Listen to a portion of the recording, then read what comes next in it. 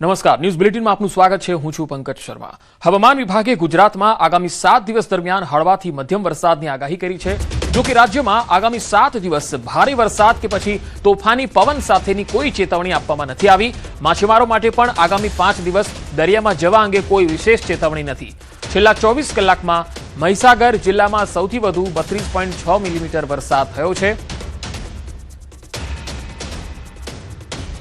छिटपुट से लेकर कुछ स्थानों पर अगले 7 दिनों तक बारिश हो सकती है, हल्की से मध्यम बारिश गुजरात राज्य में। इसके अलावा अभी फिलहाल की कंडीशन के अकॉर्डिंग कोई हैवी रेन की संभावना नहीं है। सवारों के लिए अगले 5 दिन के लिए समुद्र में कोई विशेष वार्निंग नहीं है गुजरात कोस्ट के अलोंग। और अगर विंड्स का देखें, कोस्टल की बात करें तो कोस्टल में अभी दक्षिण पश्चिम से पश्चिमी हवाएं चल रही हैं।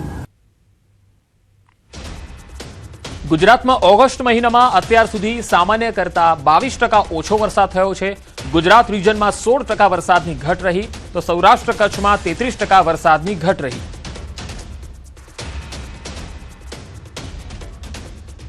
16% कम हुई है बारिश गुजरात रीजन में और 33% बारिश कम हुई है अपने सौराष्ट्र कच्छ में। ओवरऑल अगर देखते हैं हम स्टेट की तो 22% बारिश अभी कम हुई है। ગુજરાતમાં વરસાદ ખેંચાવા પર બોલ્યા અંબાલાલ પટેલ। અંબાલાલ કાકાએ આપ્યું છે ઓછા વરસાદનું કારણ દક્ષિણ બંગાળનો ઉપસાગર સક્રિય ન થતા વરસાદ ઓછો છે। બંગાળનો ઉપસાગર સક્રિય નહીં થાય ત્યાં સારો વરસાદ નહીં થાય। ચીન જાપાન તરફથી સિસ્ટમો ભેજને ખેંચી જાય છે। પશ્ચિમ સૌરાષ્ટ્રમાં પણ વરસાદની ખેંચ રહેશે। ઈરાન પાકિસ્તાનના સૂકા પવનો પણ ભેજગ્રાહી નથી। સૂકા પવનોના કારણે પણ વરસાદ નથી થતો। लगभग मोसमी प्रवाहनो मार्ग पेसिफिक महासागर में केटलीक सिस्टमों बनी है। ये सिस्टमों कारण भारत तरफना दक्षिण बंगाल उपसागरना वहननो भेज पेसिफिक महासागर में जाए है, जेना कारण दक्षिण बंगाल उपसागर की शाखा दक्षिण शाखा सक्रिय थती नहीं और गुजरात में सारो वरसाद आवतो नहीं। उपरांत उत्तरनी शाखाना कारणे आसाम तरफ, पूर्व भारत तरफ और उत्तर पूर्वीय भारत तरफ वरसाद आवे छे। पूर्व मध्य प्रदेश तरफ पण वरसादनी संभावना रहेशे। ज्यां सुधी दक्षिण बंगाळनी उपसागर सक्रिय नहीं थाय त्यां सुधी गुजरातना भागोमां सारो वरसाद आववानी शक्यता नथी। आ उपरांत दक्षिण चीन तरफ अने जापान तरफनी सिस्टमों पर भेजने खेंची जाए छे। आ उपरांत पश्चिम सौराष्ट्र में पण वरसाद नहीं, कारण के पश्चिम सौराष्ट्र में ईरान तरफ आवता सूका पवनों, अफगानिस्तान और पाकिस्तान में आवता सूका पवनों, उपला लेवलना सूका पवनों पण भेजग्राही नहीं, जेना लीधे वरसाद थतो नहीं। तो सप्टेम्बर में सारा वरसादનું અંબાલાલ પટેલનું अनुमान है। 12 સપ્ટેમ્બર बाद सारा वरसादની शक्यता। एक बाद एक सिस्टमों सक्रिय थता वरसादની आशा बंधाई है। अरबी समुद्र सक्रिय थता वरसादની शक्यता जोवा मळशे। पश्चिम सौराष्ट्र में पण वरसादની शक्यता रहेशे। 12 सप्टेम्बर बाद पण सारो वरसाद आववानी शक्यता रहेशे। सप्टेम्बर में एक पछी एक बनती सिस्टमों कारण कदाच अरबी समुद्र पण सक्रिय थई शके अने सप्टेम्बर में पश्चिम सौराष्ट्र में पण कंईक वरसाद आवी शकवानी गणतरी मूकी शकाय। जामनगर जिल्ला में वरसाद खेंचाता खेडूतो और पशुपालको मुश्केली में मुकाया है। जिला कांग्रेसे जामनगर ने तात्कालिक दुष्काळग्रस्त जाहिर करी खेडूतोने राहत, सौनी योजनानुं पाणी छोड़वा और ग्राम्य विस्तारों में पशुओं माटे घासचारा वितरणनी व्यवस्था शुरू करवानी मांग करी है। कांग्रेसे सरकार पर दुष्काळ जाहिर करवामां बेदरकारीनो आक्षेप करी खास धिराण राहत सहितना लाभो आपवानी मांग करी। मांग नहीं संतोषाय तो खेडूतना हितमां रस्ता पर उतरी आंदोलननी चीमकी पण आपवामां आवी।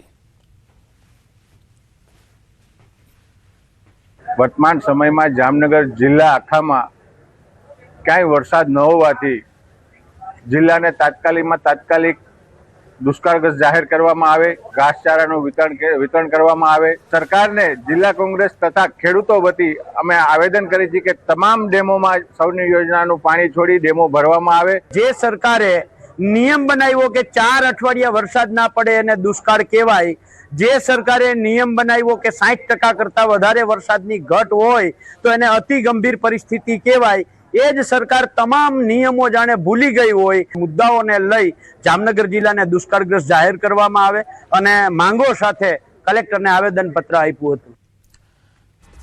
દિલ્હીમાં ભારે વરસાદથી દિવસમાં અંધારું છવાઈ ગયું, રસ્તાઓ પર જળબંબાકારની સ્થિતિ જોવા મળી। તસવીરો દિલ્હીથી આવી રહી છે। દેશના અનેક વિસ્તારોમાં ચોમાસું ફરીથી સક્રિય થયું છે। દિલ્હીમાં અચાનક ગાઢ વાદળો છવાયા અને ભારે વરસાદ પડતા દિવસ દરમિયાન જ અંધકાર જેવી પરિસ્થિતિ જોવા મળી। શરૂઆતમાં હવામાન વિભાગે હળવા વરસાદની આગાહી કરી હતી, પરંતુ બાદમાં દિલ્હીના વિવિધ વિસ્તારો માટે ભારે વરસાદની ચેતવણી આપવામાં આવી।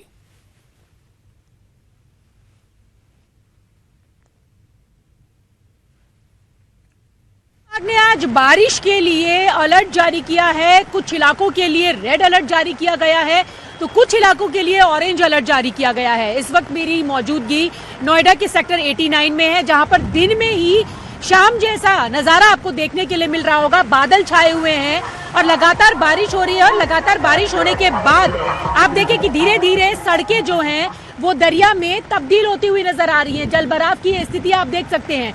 लोगों को गर्मी से राहत मिली है, उमस से राहत मिली है, लेकिन जिस तरीके की जलभराव की स्थिति आप देख रहे हैं उससे कहीं ना कहीं लोगों के लिए परेशानियां हो रही है। अब जो गाड़ियां हैं वो भी पानी में से डूबती हुई जा रही है। तो आप देखें कि बादल छाए हुए हैं और करीबन दोपहर 2:30 से 3 बजे तक के लिए ये अलर्ट जारी किया गया है। रेड अलर्ट जो है वो जारी किया गया है। वही बात दिल्ली की करें तो दिल्ली के भी कुछ इलाकों में रेड अलर्ट है तो कुछ इलाकों में ऑरेंज अलर्ट है और जलभराव की स्थिति वहां पर भी मिल सकती है। अब ऐसे में आप देखें कि यहाँ पर जो आने जाने वाले लोग हैं उनकी परेशानियां किस तरीके से बढ़ रही हैं और गाड़ियां पानी में डूबी हुई हैं, आने जाने वाले लोगों की परेशानियां बनेगी। तो मौसम राहत तो लेकर आया है, साथ ही साथ परेशानी भी लेकर आया है। देखते हुए हमारा अनुमान ये है कि भारी से बहुत भारी वर्षा जो है वो हो सकती है पूरी भारत में। मुख्य रूप से अगर हम देखेंगे तो झारखंड में, उड़ीसा में, छत्तीसगढ़ में और साथ में मध्य प्रदेश में, इसको देखते हुए ऑरेंज अलर्ट जो है इशू किया गया है। अगले 24 घंटों के दौरान अनुमान ये है कि ये वेस्ट नॉर्थ वेस्ट डायरेक्शन में आगे बढ़ सकता है। इसके अतिरिक्त अगर हम देखेंगे तो दक्षिण में केरल में आज जो है भारी से बहुत भारी वर्षा की चेतावनी जारी की गई है और बाकी कई राज्यों में जो है आइसोलेटेड प्लेसेस पर हैवी रेनफॉल एक्टिविटी की चेतावनी जो है जारी की गई है। દિલ્હીમાં ધોધમાર વરસાદ પડી રહ્યો છે। અનેક વિસ્તારો પર પાણી ભરાઈ ગયા છે। વરસાદને કારણે ટ્રાફિક જામની પરિસ્થિતિ જોવા મળી। સંગમ વિહાર વિસ્તારમાં વરસાદી પાણી ભરાઈ ગયા। જાખીરા અંડરપાસમાં પણ પાણી ભરાતા વાહન ચાલકો ખૂબ જ પરેશાનીનો સામનો કરતા જોવા મળ્યા। હવામાન વિભાગે દિલ્હીના કેટલાક વિસ્તારોમાં રેડ એલર્ટ જાહેર કર્યું છે। દિલ્હી એનસીઆરમાં વાવાઝોડા સાથે ભારે વરસાદની સંભાવના છે। તો રાજધાની દિલ્હીમાં તમે જોઈ શકો છો ભારે વરસાદને પગલે શહેરના જે મુખ્ય માર્ગ છે એ જળમગ્ન થયા છે। વાહન ચાલકોને પણ અવરજવરમાં ખૂબ જ મુશ્કેલી પડી રહી છે। ઘણા વિસ્તારોમાં તો ઘૂંટણસમાં પાણી ભરાયા છે, જેના પગલે અહીંયા વાહનોની અવરજવર સદંતર બંધ થઈ ગઈ છે। સંગમ વિહાર વિસ્તારમાં તમે જોઈ શકો છો કે પાણી ભરાયેલા છે। લોકો ચાલીને પસાર થવા માટે મજબૂર થઈ રહ્યા છે। વાહનોની અવરજવર બંધ થઈ છે। હવે હરિયાણાથી તસવીર આવી રહી છે। હરિયાણાના ગુરુગ્રામમાં ભારે વરસાદ પડી રહ્યો છે। ભારે વરસાદથી જળબંબાકારની સ્થિતિ ગુરુગ્રામમાં જોવા મળી। રસ્તાઓ પર વરસાદી પાણી ભરાઈ ગયા છે। વાહન ચાલકો ખૂબ જ પરેશાનીનો સામનો કરતા દેખાઈ રહ્યા છે। ભારે વરસાદથી જનજીવન અસ્તવ્યસ્ત થઈ ગયું છે। હરિયાણાના ગુરુગ્રામ સહિત અનેક વિસ્તારોમાં ધોધમાર વરસાદ પડ્યો છે, જેના પગલે હાલ અનેક વિસ્તારો જળમગ્ન થયેલા છે।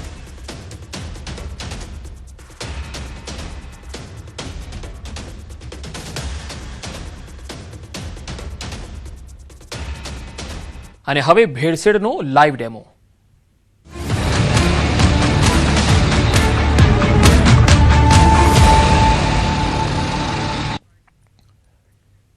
અમદાવાદ મનપાનું ફૂડ વિભાગ એક્શનમાં આવ્યું છે। તહેવારોને લઈને ફૂડ વિભાગે ચેકિંગ હાથ ધર્યું। પહેલીવાર કેમિસ્ટ સાથે ટીમે ચેકિંગ હાથ ધર્યું છે।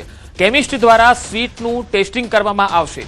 શંકાસ્પદ સ્વીટના સેમ્પલ લેબમાં મોકલવામાં આવશે। તહેવારની સિઝન પહેલા તંત્ર સક્રિય થયું છે।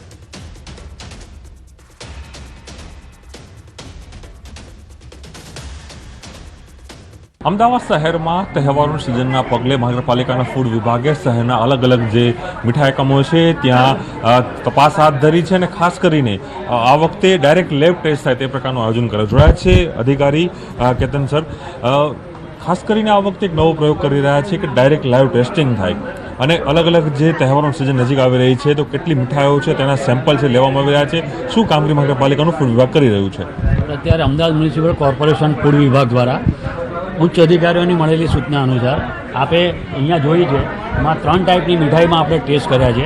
બુંદીના લાડુ છે, પેંડા છે અને કાજુ કતરી છે. એમાં કાજુ કતરીમાં ઉપર જે વરખ લગાવવામાં આવે છે એ સિલ્વર ફોઇલ છે કે એલ્યુમિનિયમ ફોઇલ છે, તેનો બી આપણે લાઈવ ટેસ્ટ કર્યો. સેકન્ડલી જે આપણે પેંડા છે એમાં સ્ટાર્ચનો ટેસ્ટ કર્યો, એમાં બી સ્ટાર્ચ મળી આવેલ નથી. અને થર્ડ વન છે આપણે બુંદીના લાડુ, એમાં બી કલરનો આપણે જે ટેસ્ટ કર્યો છે એ બી કલર બી ટેસ્ટ નીલ આવેલ છે. અને ખાસ કરીને તહેવારનું સિઝન છે, જે 100 દિવસનો નવરાત્રિનો તહેવાર પણ આવ્યો છે, ગણપતિ મહોત્સવ આવી રહ્યો છે, દિવાળી આવી રહી છે, તો સૌથી વધુ મીઠાઈ લોકો પસંદ કરતા હોય છે. તો શું તકેદારી રાખવામાં આવે છે મહાનગરપાલિકા તરફથી અત્યારે? અત્યારે આપણે ફૂડ સેફ્ટીના સ્ટાન્ડર્ડ એક્ટ 2006 અન્વયે તેના રૂલ્સ અને રેગ્યુલેશનના ફોલોઅપ કરવા માટે કડક સૂચના આપવામાં આવેલ છે. ઇવન દો આપણે જે માવો છે, પનીર છે, ઘી છે, તે ડેરી પ્રોડક્ટમાંથી બનાવેલી પ્રોડક્ટ જ વાપરવા અમે ખાસ આગ્રહ રાખવામાં આવે છે. ઇવન દો મીઠાઈમાં બી જે માન્ય કલર છે અને તેના બી જે માત્રા નક્કી કરેલ છે FSS એક્ટ પ્રમાણે, તે જ પ્રમાણે યુઝ કરવા આપણે દરેક મીઠાઈ ફરસાણ એસોસિએશનને જાણ કરેલ છે. ઇવન તો જે મેન્યુફેક્ચરર છે, રિટેલર છે, તેઓને બી આપણે પિરિયોડિકલી, પ્રેક્ટિકલી અને થિયરીટિક તહેવારનું સિઝન નજીક આવી રહી છે, તેને લઈને સૌ ની અંદર ગુજરાતીઓ મીઠાઈ છે પસંદ કરતા હોય છે. ત્યારે અમદાવાદ મહાનગરપાલિકાના ફૂડ વિભાગ દ્વારા હવે અમદાવાદ શહેરના અલગ અલગ જે ફૂડ એકમો છે, જે ખાસ કરીને મીઠાઈ એકમો છે, ત્યાં હવે લાઈવ ટેસ્ટિંગ કરવામાં આવ્યું છે, લાઈવ તપાસ કરવામાં જોડાયા છે. વાત કરશું ફૂડ જે કહે છે કે લેબ ટેસ્ટિંગના કર્મચારી. આપનું નામ શું છે અને આપ જે લાઈવ મને બતાવશો, મારા દર્શકોને પણ સમજાવો, કારણ કે સૌથી વધુ મીઠાઈની અંદર કાજુ કતરી અને જે પેંડા છે અને જે કહી શકાય કે આપણે બુંદીના લાડુ અને ચવાણું જે ઉપયોગ થતું હોય છે, તો કઈ રીતે ટેસ્ટિંગ થતું હોય છે, લાઈવ મારા દર્શકોને આપ સમજાવો. મારું નામ મકવાણા ચિરાગ છે, હું લેબ કેમિસ્ટ છું AMCમાં. આપણે ધારો કે કોઈ માવો છે, મીઠાઈ છે, આ પ્રકારની મીઠાઈમાં જો મીઠાઈને ક્રશ કરીને એમાં આયોડિન નામનું સોલ્યુશન આવે છે, એ આપણે કરી શકીએ. એના 4 ડ્રોપ અંદર એડ કરવાના. જો બ્લેક કલર આવે તો એનો મતલબ કે અંદર સ્ટાર્ચનું એડલ્ટ્રેશન છે, પણ આમાં કલર કોઈ જ ચેન્જીસ આવતો નથી. એનો મતલબ કે આ મીઠાઈ ઓકે છે, આમાં કશું કોઈ મિલાવટ કરી નથી. વ્યક્તિ સામાન્ય ઘરે વ્યક્તિ પણ આ કરી શકે? હા, આ ઘરે કરી શકે. સ્ટાર્ચ એટલે આયોડિન ટિંચર આયોડિન આવે છે, આપણે ઘરે હોય જ છે મોસ્ટ ઓફના ઘરે, એ અંદર એડ કરી દેવાનું થોડું. જો બ્લેક કલર આવે તો કહી શકે કે આમાં મિલાવટ છે, જો ના આવે તો કોઈ મિલાવટ નથી. તો અત્યારે આ જે કલર દેખાય શું દેખાઈ રહ્યું છે આની અંદર અત્યારે? આ જે કલર છે એ કેમિકલનો જ કલર છે, એવો ઓરેન્જ કલરનો. બ્લેક આવે, જો બ્લેક આવે તો લાગે કે એમાં મિક્સિંગ પૂરું થયું. હવે આપણે કાજુ કતરી સૌથી વધુ લોકોને ગુજરાતીઓની પસંદગીદા જે મીઠાઈ છે, તો એના માટે પણ આ લાઈવ ડેમો જોઈ શકો છો દર્શકોની અંદર, કે સૌથી વધુ જે ગુજરાતીઓ ખાય છે તે આ પ્રકારની સ્વીટો હોય છે, પેંડા હોય છે, કાજુ કતરી છે. કાજુ કતરીમાં સેમ્પલ લેવાનું છે. સિલ્વર ફ્લોક જે એ સિલ્વર ફોઇલ છે કે મિલાવટ વાળું છે, એ ટેસ્ટ માટે આપણે અંદર નાઇટ્રિક એસિડ એડ કરી દઈશું. જો તરત જ જતી રહે એનો મતલબ કે આ સિલ્વર ફોઇલ જ છે, કોઈ પ્રકારનું એડલ્ટ્રેશન છે એની અંદર. જો કલર ના જાય, જો આપ બતાવો, મારા કેમેરામેન સ્ટેન્ડિંગ ને જો સ્ટેન્ડિંગ બતાવો આપણા દર્શકોને, તરત જ DSC પર થઈ જશે. Okay, done. જો કોઈ મિલાવટ હોય તો એ ના થાય. ઓકે, મિલાવટ હશે તો આ જે ફોઇલ છે ઓગળશે નહીં. હા, ઓન ધ સ્પોટ તરત જ નહીં ઓગળે. ઓકે, હવે આ વાત કરીએ આપણે સ્વીટ, આ જે ફરસાણ સૌથી વધુ ચવાણું, તો આમાં પણ જે અલગ અલગ હવે તો મિક્સિંગ કલર પણ નાખી રહ્યા છે. જે કલર છે કે નહીં ટેસ્ટ માટે આપણે પહેલા સેમ્પલ લેવાનું. હવે આમાંથી ફેટ એક્સટ્રેક્ટ કરવા માટે આપણે પહેલા એની અંદર સોલોન ઈથર નામનું કેમિકલ આવે, એ એડ કરીશું. જેનાથી કદાચ આમાં જો કલર હશે તો એ બધો કલર આ સોલ્યુશનની અંદર, હા, જે અખાદ્ય કલર છે એ બધા કલર આની અંદર એક્સચેન્જ થઈ જશે સોલન્ટ ઈથરમાં.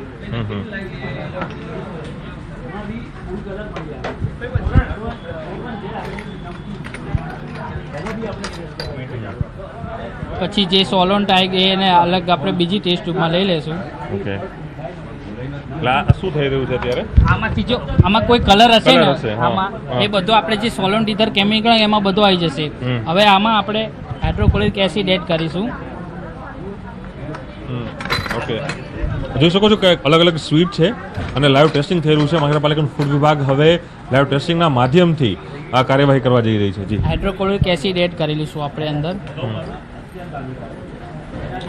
જો એસિડ નાખતા અંદર પિંક કલર ડેવલપ થશે, એનો મતલબ એમ થઈ શકે છે કે અંદર બે પોસિબિલિટી છે, કાં તો હળદર એડ કરી છે, કાં તો કોઈ પ્રકારનું ખાદ્ય જે અખાદ્ય કલર છે એ એડ કરેલું છે.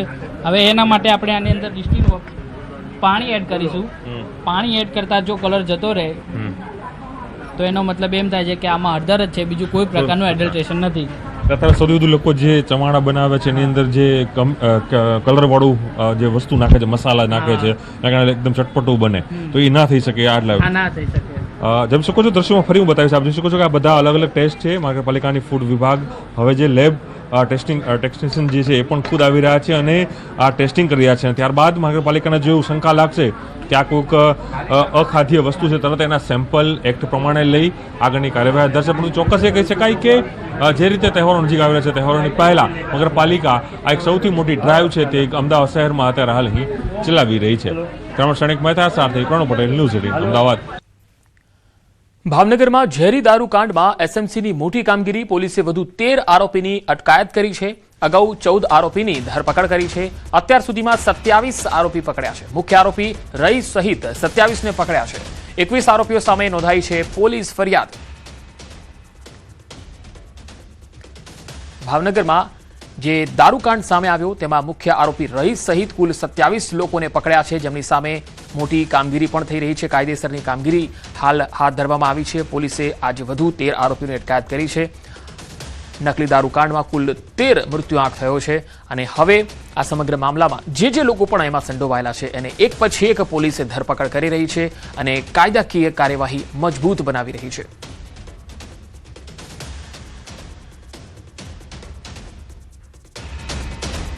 ભાવનગરમાં નકલી દારૂ જે ઝેરી દારૂ હતો અને એ પીવાથી 13 લોકો જે છે મૃત્યુ પામ્યા હતા. ત્યારબાદ પોલીસે અને એસએમસીની રેડ બાદ જે લોકો પણ આ નકલી દારૂમાં સામેલ હતા, દારૂકાંડમાં સામેલ હતા, જ્યાં જ્યાં સપ્લાય થતો હતો, આ તમામ લોકોને એક બાદ એક પોલીસ પકડી રહી છે. તેમની સામે કાયદાકીય સકંજો મજબૂત કરી રહી છે. પોલીસે અનેક વિસ્તારોમાં આ લોકોને શોધ્યા છે. તો ભાવનગરના ચકચારી ઝેરી દારૂકાંડને લઈને કેન્દ્રીય રાજ્યમંત્રી Nimuben Bambhaniya super speciality hospital પહોંચ્યા. તેઓએ કલેક્ટર, પોલીસ અધિક્ષક, ડીડીઓ હોસ્પિટલ અને જે સુપ્રિન્ટેન્ડન્ટ છે, મેડિકલ ડીન છે, એસડીએમ છે, આ સહિતના અધિકારીઓ સાથે એક બેઠક પણ કરી અને સમગ્ર સ્થિતિની સમીક્ષા કરી. આ બેઠકમાં મોત, સારવાર લઈ રહેલા જે વ્યક્તિઓ છે તે અને ડિસ્ચાર્જ થયેલા દર્દીઓની વિગતો મેળવી હોસ્પિટલની વ્યવસ્થા અંગે પણ ચર્ચા કરવામાં આવી.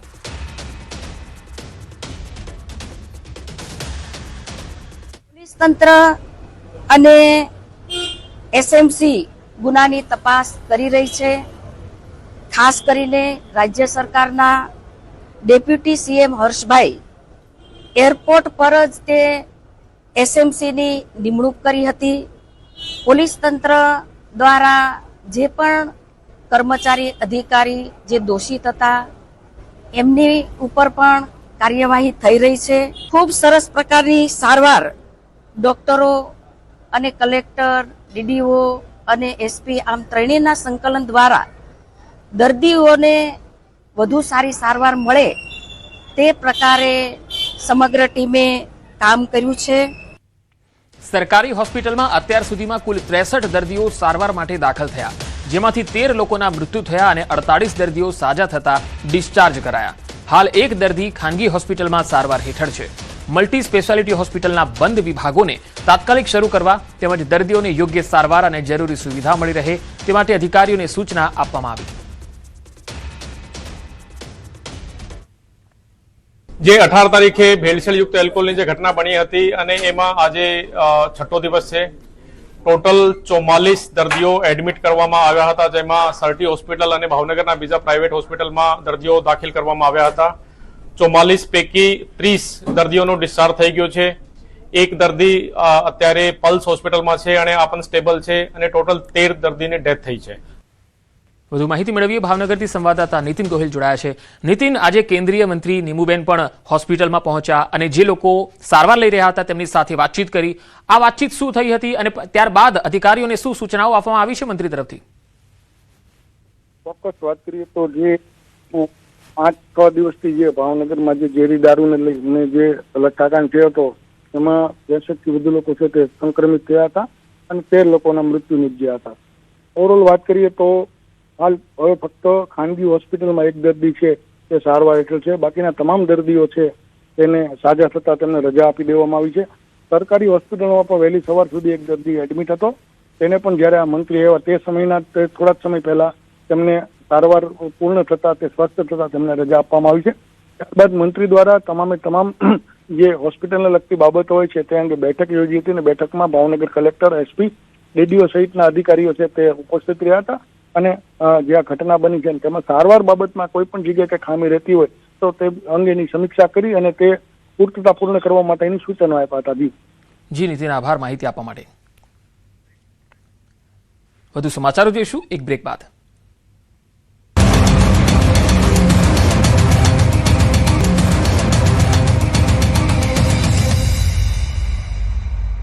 Welcome back. ભાવનગરમાં રેગિંગ મામલે કાર્યવાહી થઈ. હોસ્ટેલ સંચાલકે 2 રેક્ટરના લીધા રાજીનામા. વિદ્યાર્થીના પિતાએ 6 લોકો સામે ફરિયાદ નોંધાવી હતી.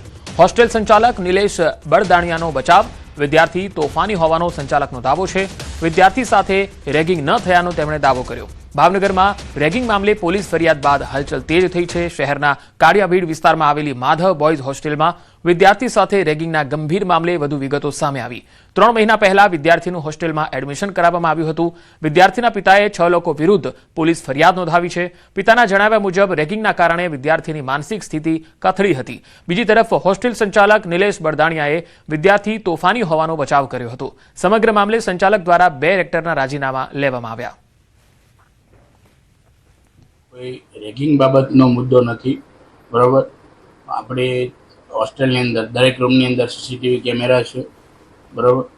અને જે બાળક હતું 9મા ધોરણનું, તે એમના વાલીની પણ વારંવાર જાણ કરેલી છે કે ભાઈ તમારું બાળક જે છે તે થોડુંક તોફાન કરે છે. એમના વાલીને 2 વાર કે 3 વાર ઓફિસમાં બોલાવીને તે બાળક સામે ફરિયાદ કરેલી છે. હવે આમાં સાથે રેક્ટરને ઇન્વોલ્વ કર્યા છે, બરાબર. પણ મને જો રેક્ટરનો ફરિયાદ કરી એટલે મેં તરત જ રેક્ટરને રાજીનામાથી મોકલી દીધેલા છે કે ભાઈ આ હોસ્ટેલમાં તમારો નોકરી કરવાનો ચાન્સ નથી. ભુજમાં આજે નગરપાલિકા દ્વારા ફૂટપાથ પરના દબાણો દૂર કરવાની કાર્યવાહી હાથ ધરાઈ. સુપ્રીમ કોર્ટના આદેશ મુજબ ફૂટપાથ રાહદારીઓ માટે ખુલ્લા રાખવાના હોવાથી નગરપાલિકા દ્વારા દબાણકર્તાઓને 4 દિવસ અગાઉ નોટિસ આપવામાં આવી હતી. આજે પાલિકાની ટીમે ઓલફેડ હાઈસ્કૂલથી ભુજ બસ સ્ટેશન સુધી દબાણ હટાવવાની કામગીરી હાથ ધરી. આ કાર્યવાહી દરમિયાન ફૂટપાથ પરના ગેરકાયદેસર દબાણો દૂર કરાયા હતા. સુરતના માંડવીના ગોદાવાડી ગામે ચકચારી હત્યા અને લૂંટની ઘટના સામે આવી. અહીંયા મંદિરે દર્શન ગયેલા દંપતીની 22 વર્ષીય દીકરી ઘરમાં એકલી હતી ત્યારે અજાણ્યા શખ્સોએ ઘરમાં ઘૂસી યુવતીની હત્યા કરી સોના ચાંદીના દાગીના અને રોકડ સહિત કુલ 2,52,000થી વધુની મત્તાની લૂંટ કરી અને ફરાર થઈ ગયા. લૂંટના ઈરાદે આવેલા આ શખ્સોએ યુવતીના મોઢા પર કાળી પટ્ટી ચોંટાડી દીધી હતી. ત્યારબાદ તેના ગળાના ભાગે પ્લાસ્ટિકની થેલી બાંધી ચાર્જિંગ વાયર વડે ગુંગળાવીને અત્યંત નિર્મમ હત્યા કરી. દીકરી ઘરમાં નથી એટલે ઘરમાં એમને સર્ચ કર્યું તો દીકરી મૃત હાલતમાં મળી આવી હતી. જે ઘરની અંદર તિજોરી છે, તિજોરીમાંથી કિંમતી ચીજો ગઈ છે એ અમે ફરિયાદ લઈ રહ્યા છીએ એ બાબતની. ગળામાં પેલું જે દોરી જેવું આવે નાળા જેવું એ વીંટોળેલું છે, પરંતુ ફાઇનલ ઓપિનિયન ડૉક્ટર જ આપશે અને એના આધારે અમે આગળ વધીશું.